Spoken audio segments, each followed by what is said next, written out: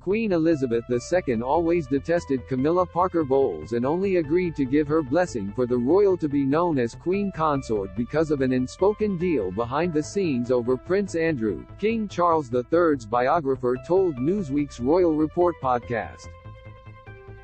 Christopher Andersen, author of the new biography The King, The Life of Charles III, told Newsweek chief royal correspondent Jack Royston and royal commentator Kristen Meinzer that one of the new monarch's primary tasks is to sell Britain on Camilla, his second wife after Princess Diana.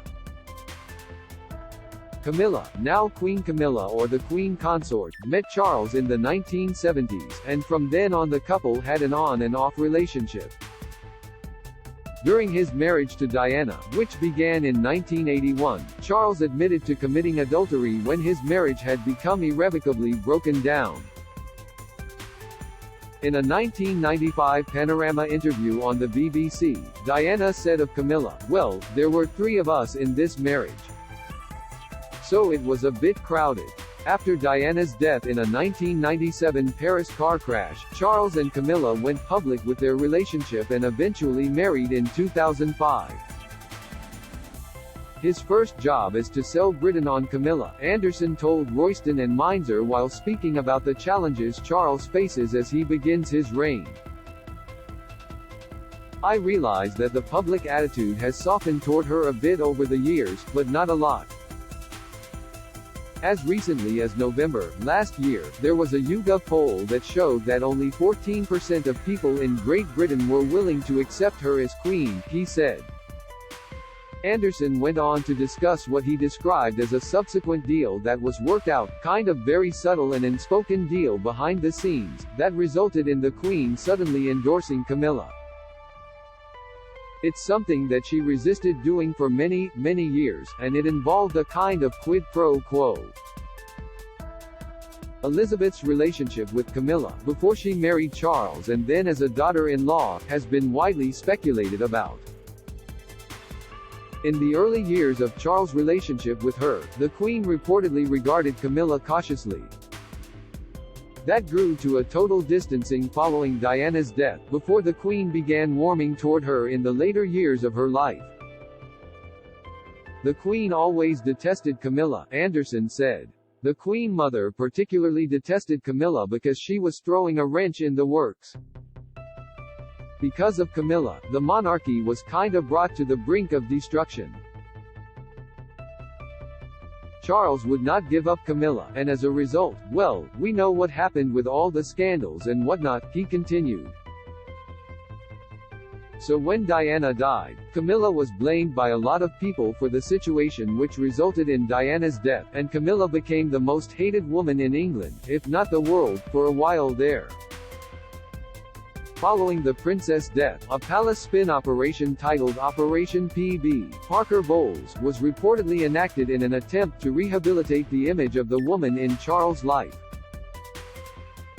It took 8 years for Charles to finally convince everybody to accept Camilla as his wife, to convince the Queen to allow him to marry Camilla. "He had to jump through all those hoops," Andersen told Meinzer. As part of this, he promised he would never make Camilla queen, that she would be Princess Consort, Andersen said. "I knew from the beginning that that would never happen, that he loves her too much to insult her in that way and that he always intended to make Camilla queen. He lobbied Queen Elizabeth for 17 years to make that happen, and she resisted it, not because she disliked Camilla, because she kind of warmed up to her a bit, but because she knew the vast majority of people in the country would find it distasteful and it would be a problem for the monarchy," the author said. Things changed, according to Andersen, when Charles was able to lobby for Camilla's elevated title during the troubles Prince Andrew faced in early 2022 over a sexual assault lawsuit lodged against him by Virginia Giuffre, who has said she was a victim of convicted sex offender Jeffrey Epstein. Although the prince denied the allegations against him, he settled the suit out of court. The only way that Charles ever had any leverage came about earlier this year when suddenly Prince Andrew had to cough up $14 million in his Jeffrey Epstein sexual abuse civil case, and he didn't have the money, Andersen said. The Queen, viewing Andrew as her favorite child, which she always has, wanted to pay part of it, and Charles could have spoken out, he said. According to Andersen, Charles was the person really responsible for getting Andrew drummed out of the family because of his activities in the Epstein affair, and suddenly it was brought up behind the scenes that yes, wouldn't this be the perfect time for the Queen, if she doesn't want Charles to speak up, to endorse Camilla wholesomely and finally. And that did happen, and everyone was taken aback. In February 2022, the Queen said on the 70th anniversary of her accession to the throne, "When, in the fullness of time, my son Charles becomes king, first know you will give him and his wife Camilla the same support that you have given me. And it is my sincere wish that, when that time comes, Camilla will be known as Queen Consort as she continues her own loyal service." As a result, there has been little opposition to Camilla taking on that title after the Queen's death in September.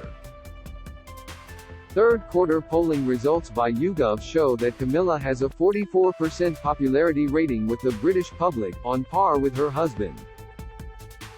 By contrast, Queen Elizabeth II had 73%, Kate Middleton 66% and Prince William 65%. Newsweek has reached out to Buckingham Palace for comment. The King, The Life of Charles III by Christopher Andersen will be published Tuesday by Simon Schuster's Gallery Books.